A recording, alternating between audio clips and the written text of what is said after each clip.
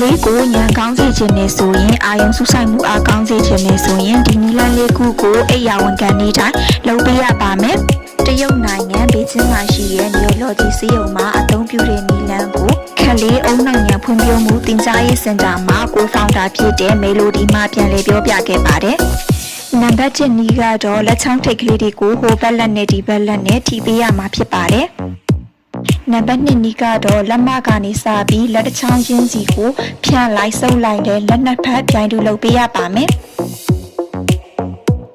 နံပါတ်3နီးကတော့လက်ကို cross ထားပြီးတော့ view တွေကအတိုင်း1 2 3 4 5ဆိုပြီးလုပ်ပေးရပါမယ်နံပါတ်4နီးကတော့လက်မနဲ့တခြားလက်ချောင်းလေးတွေကိုထိပြီးတော့လက်နှစ်ဖက်ပြိုင်တူလုပ်ပေးရပါမယ်ဒီနီလန်းလေးခုကိုတစ်မျိုးကို10ခါနဲ့6ဆက်လုပ်ပေးရပါမယ်ခလေးနဲ့အတူလူကြီးပါပြုလုပ်လို့ရတဲ့နီလန်းလေးခုဖြစ်ပါတယ်